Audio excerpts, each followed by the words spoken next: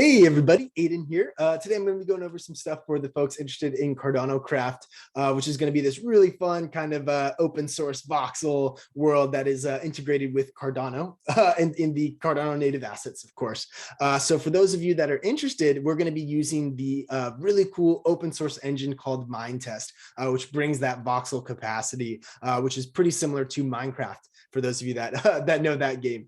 But yeah, so anyways, jumping on into it, I'm just going to share my screen here so you can see what I'm up to.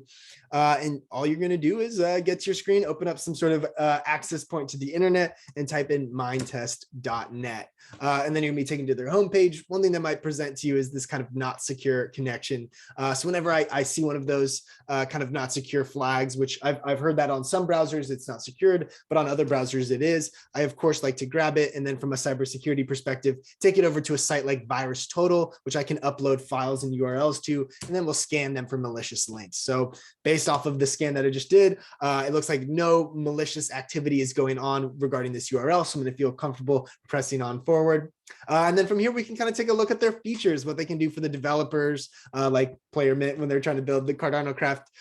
So, you know, making the game, modding, doing all this kind of fun stuff in an open source engine. And then, of course, for the player side of things, where you have multiplayer support, cool texture packs, and then absolutely ginormous maps that go 31,000 blocks down and 31,000 blocks up. So quite the map to discover and explore. But yeah, for those of you that want to push on forward, that big green download button is going to be just for you. And from here, you're going to select your platforms. Maybe you like to play on the go with Android. Maybe you like to do a little bit more of that open source with Linux, or maybe you got your Apple product and you want to go with Mac OS. Whatever it may be, find your supported platform. For me, that's going to be Windows, the 64-bit, and make sure to do a nice stable install, something that you know how to install, and of course uninstall from your device. So I'm going to go with the 5.4.1 64-bit. And I'm just going to click it. You're going to get your standard download window. I'm going to send it to my desktop and hit save. Just in the interest of time, I've kind of gone ahead and actually saved this.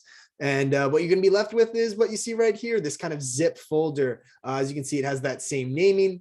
And from here, going back to that cybersecurity principles, let's make sure we're always being safe. I'm going to go back to my virus test. I'm going to upload it as a file, and I'm just going to swing it on in there, copy it. And then we're going to see that the .zip file has been scanned by 59 vendors and it came back negative. So I'm going to feel comfortable pushing forward.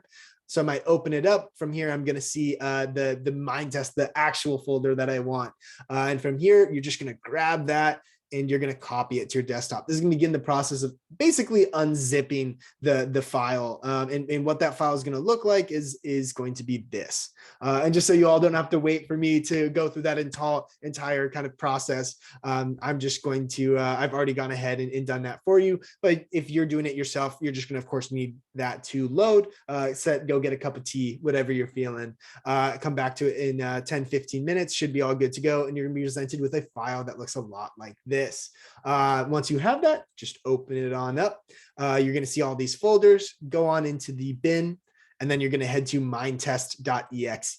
Double click that, and you're going to be presented with this awesome window that's going to get you all excited to kind of jump into the world of minetest. So of course you can go about maybe starting your own game, joining a game if you're all about kind of participating in a server or whatever you're kind of feeling. For me, I'm going to learn and teach you all how we can join a server to participate and hang out with other people. So maybe I'll head on over to Catlandia. I'm going to type in some sort of username and then type in some sort of password.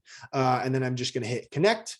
And then from here, it's going to load in all the media, all the files that I need to have in order to actually access the server. And as it does that, it's going to kind of slowly load in. Might take a few minutes because there might be some files that are dedicated to this server that are needed in order for the kind of game to function. But once it actually kind of loads in, you'll be brought into a server just like this one. And as you all can see, I'm in this really kind of cool, beautiful server. There's all these kind of cool confetti in the air because of the cool mods that the server owner has installed. We have this brilliant Christmas tree and all this cool stuff. And as you can see, of course, there are some other players. So that is how you can kind of jump into downloading minetest, opening it up, making sure that you're being cyberly secure when doing it, and then of course actually logging into a server. When the CardanoCraft beta server launches, we'll of course provide instructions on how you can specifically get joined into that server, but that's pretty much the process. I hope everyone enjoyed this video. I hope it was helpful. If you have any questions, feel free to throw them in our Discord or in the comments below, and we'll be sure to help you out. But without further ado, that's how you can get all set and ready for CardanoCraft. Thank you all so much, and please enjoy the rest of your day. Peace.